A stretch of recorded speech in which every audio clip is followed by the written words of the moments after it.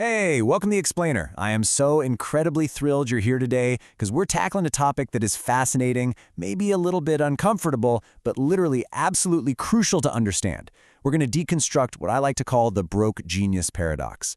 Look, we all know the stereotype, right? The valedictorian, the person with the off-the-charts test scores, the absolute smartest person in the room. Society basically tells us that high intellect automatically equals success. But let's be honest with ourselves. We all know incredibly brilliant people who are struggling financially. High intellect absolutely does not guarantee a high net worth.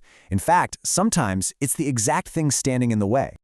So, let's start with a little tough love. If you're so smart, why aren't you rich? Ouch, right? It stings a bit, but we gotta ask it, because the stats behind this are just mind-blowing.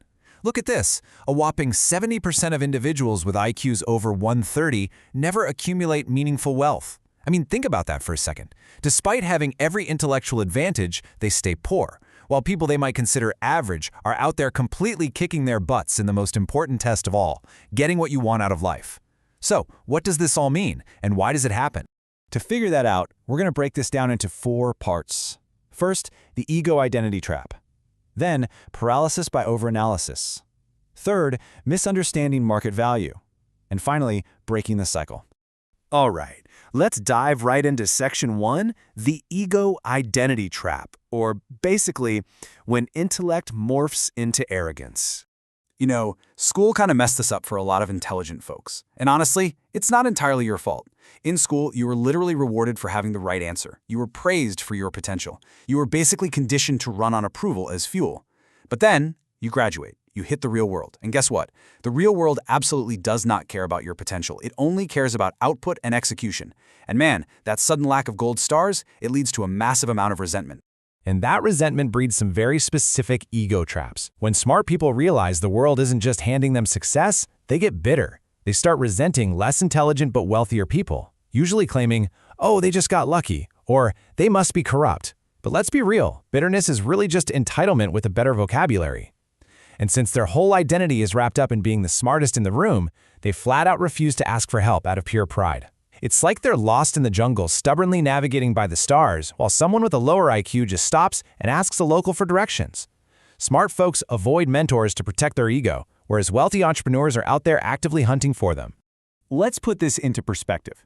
Consider the number 8. According to the World Economic Forum, 8 out of the 10 highest-paying competencies globally are actually soft skills. We're talking sales, leadership, storytelling, and emotional intelligence. But because highly intelligent people usually love hard metrics and, let's face it, sometimes struggle with communication, they mistakenly dismiss these as fake skills. Meanwhile, the people mastering those 8 soft skills are out there getting the bag, especially now that artificial intelligence has brought the cost of raw, hard intellect down to pennies.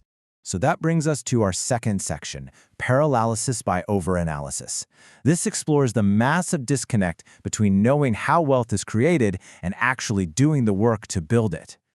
The root of this paralysis really comes down to 2 concepts. First up, declarative knowledge. That's knowing how to solve a problem theoretically. And smart people, they have tons of this. You can define entrepreneurship. You can explain compound interest. You can debate leadership theory all day long.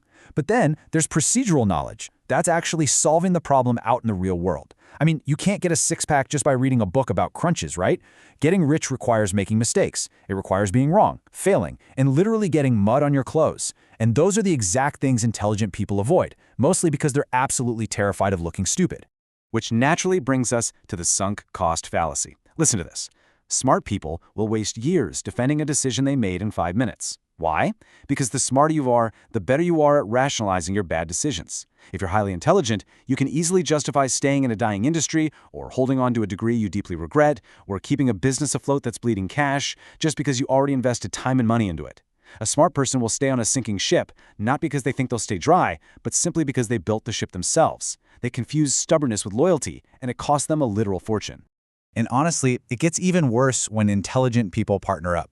Harvard Business School found that households with 2 risk-averse intellectuals take 2.3 times longer to make major life decisions than everyone else. 2.3 times. When 2 PhDs get together, the household essentially becomes a university instead of a factory. They have all these brilliant hypotheses, but 0 outcomes. Mostly because they just end up confirming each other's fears and canceling out any real action. The ultimate tragedy of all this overanalysis is perfectly captured right here. Instead of building a life, you build a library of reasons not to. The market is constantly shifting, right? And while the intelligent person is locked in their room arguing about the absolute perfect optimal route, someone else has already backed out of the driveway, taken messy action, and captured the market. You simply cannot steer a parked car. Transitioning now into our third trap, misunderstanding market value.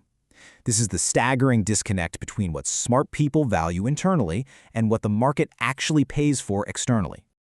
There's this classical joke. When humans first went to space, NASA supposedly spent $150 million perfecting a pen that could write in zero gravity. The Chinese? Well, they just used a pencil. Now, whether you view that as a historical fact or just a fun industry fable, the lesson hits the nail on the head. Smart people over-engineer everything they touch. They genuinely think the market cares about how much effort goes into something. Spoiler alert, it doesn't. The market only cares about the outcome. If someone else can get the exact same outcome with a fraction of the effort and cost, they're the ones who are going to get rich. Smart folks love to romanticize artisan craftsmanship. They're obsessed with perfect technique and small batch mastery. But Wharton research shows us something completely different. The marketplace actually rewards speed, availability, and scale. That's exactly why 70% of global consumer spending goes straight to companies operating at mass scale. Small batch goods, they have labor costs 5 to 15 times higher. The real world wants mass scale, not just a romanticized, perfect way of doing things. And that romanticizing leads right into a massive psychological trap called cognitive effort bias. This is when intelligent people completely undervalue their own time because they wildly overvalue the romantic feeling of figuring something out all by themselves. They will literally waste an entire afternoon manually fixing a $10 problem using $100 worth of their time just to prove they can do it. Wealthy people, on the other hand, they love leverage. They know that just because something is hard to do doesn't mean it's actually valuable to do. So you end up with this terrible misalignment. First, you have the distraction. Because smart people struggle with the actual game of wealth, they try to change the rules to a game of status. They pursue diplomas, fancy titles, and basically rub an institution's reputation all over themselves. They somehow think asking for money is selling out. But completely opposed to that is the goal, pursuing sales, profits, and actually solving expensive problems. To get rich, you have to solve expensive problems. You can't just collect academic accolades to make your ego feel better. Let's actually look at the math here to prove it. Simple offerings outperform complex ones by up to 120% in customer acquisition and loyalty. 120%. Smart people just naturally assume complexity equals value. In fact, if you ever want to identify the smartest broke person in a room, just listen to how unnecessarily complicated their explanations are. But the reality? Clients happily pay for clarity. They pay to have friction removed. Complexity absolutely kills sales. Okay, we've broken down all the traps. Now let's move to our final section, breaking the cycle. This is the ultimate synthesis of everything we've talked about. First things first, we've got to shatter the biggest illusion of the whole bunch. The myth is that great work speaks for itself. Well, the reality is that the world is super noisy and the quiet mouse simply doesn't get fed. I mean, if your work could speak for itself, it would have spoken up by now, right? You cannot sit around waiting for the world to notice your genius. Obscurity is the ultimate enemy of wealth. You can't just be smart in a corner. You have to actively learn how to communicate your value to others. So here is the actual formula to become truly limitless. Step 1, rid yourself of money problems. Make a firm decision that you're going to get rich first so that life can actually open up for you. Step 2, acquire raw business expertise. Read the books, go to the seminars, figure out how sales and marketing actually work in the real world. And finally, step 3, pair your high intellect with that business acumen. See, your smart brain is absolutely amazing at coming up with solutions, but your business brain is what's going to successfully trade those solutions with the masses. When you combine the two, you are completely unstoppable. So, I want to leave you with this final, somewhat provocative thought.